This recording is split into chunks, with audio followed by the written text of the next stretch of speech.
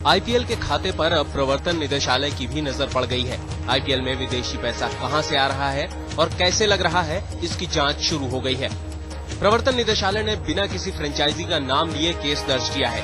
इस बीच आईपीएल का खाता खंगाल रहे आयकर विभाग के अधिकारियों ने मुंबई में छापे मारे। आईपीएल से जुड़ी 3 कंपनियों वर्ल्ड स्पोर्ट ग्रुप यानी WSG, सोनी की मल्टी स्क्रीन मीडिया यानी MSM और IMG पर आयकर विभाग की नजर पड़ी है।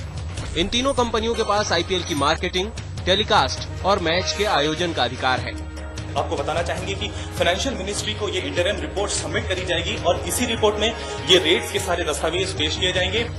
पूछताछ और छानबीन के लिए आयकर विभाग के अधिकारी WSG के चेयरमैन वेणु नायर के घर भी पहुंचे थे। आयकर अधिकारी उन दस्तावेजों की या फिर कहें तो उन सबूतों की तलाश कर रहे हैं जिसके आधार पर वे ललित मोदी और उनसे जुड़े सहयोगियों के खिलाफ टैक्स चोरी का मामला दर्ज कर सके। पंकज उपाध्याय और आशीष मंदानी के साथ वीरेंद्र सिंह गुनावत, मुंबई, आज तक। आईपीएल में पैसों के खेल की खनक प्रधानमंत्री तक को परेशान करने लगी है। इसीलिए प्रधानमंत्री मनमोहन सिंह ने बीसीसीआई की वित्तीय कमेटी के चेयरमैन राजीव शुक्ला को तलब किया। प्रधानमंत्री जी हमारे नेता हैं, हमारी उनसे क्या मुलाकात होती है, क्या बात होती है, वो कोई चीज हम मीडिया से शेयर नहीं करेंगे। लेकिन सूत्रों की माने तो करीब आधे घंटे तक चली इस मुलाकात में मनमोहन सिंह ने राजीव शुक्ला से ललित मोदी, आईपीएल और आईपीएल से जुड़ी 10 फ्रेंचाइजी की जानकारी मांगी।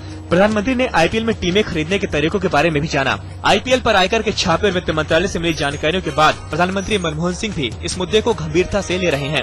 ये हिंदुस्तानियों का ही जुनून और दीवानगी है जिसने क्रिकेट को अंतर्राष्ट्रीय स्तर पर इतना बड़ा बना दिया है कि आज इसमें अरबों खरबों रुपया निवेश हो रहा है।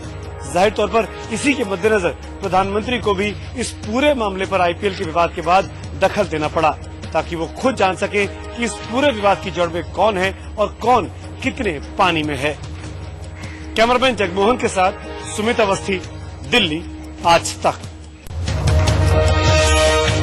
शशि थरूर की कुर्सी तो गई, अब वो लगे हुए आईपीएल की जांच को लेकर अपना दबाव बनाने में। इसीलिए तो मंत्री पद से इस्तीफे के बाद 3 दिनों में ही वो प्रणब मुखर्जी से 3 बार मिल गए। खबरों की माने तो बुधवार को थरूर और प्रणब की मुलाकात में बातें आईपीएल की जांच को लेकर तो हुई हैं। चर्चा अगले महीने के विदेश दौरे पर भी हुई। बतौर विदेश राज्य मंत्री थरूर को अफ्रीकी और दक्षिण अमेरिकी देशों के दौरे पर जाना था। हालांकि सियासत के गलियारों में ये चर्चा भी काफी है कि कांग्रेस में आमतौर पर ऐसा होता नहीं है। इस्तीफे के बाद किसी नेता से कांग्रेस का बड़ा नेता इतनी बार मिलता ही नहीं। जाहिर है थरूर की कुर्बानी का सहारा लेकर अब कांग्रेस कुछ और लोगों पर भी शिकंजा कसने की तैयारी में है। विपक्ष की बोलती बंद करने के लिए सरकार ने शशि थरूर से इस्तीफा तो ले लिया, लेकिन हाईकमान के तेवर से साफ है कि अभी कांग्रेस पार्टी ने थरूर से पूरी तरह किनारा नहीं किया है।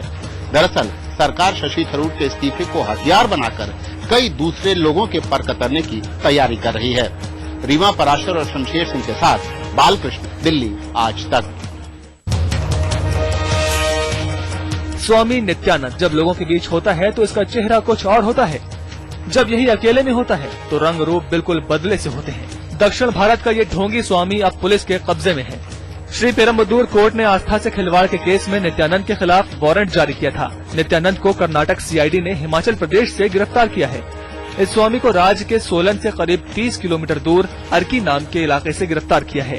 निश्चित माहिती के आधार पर हमारा सीआईडी का एक टीम हिमाचल पहुंच गए थे।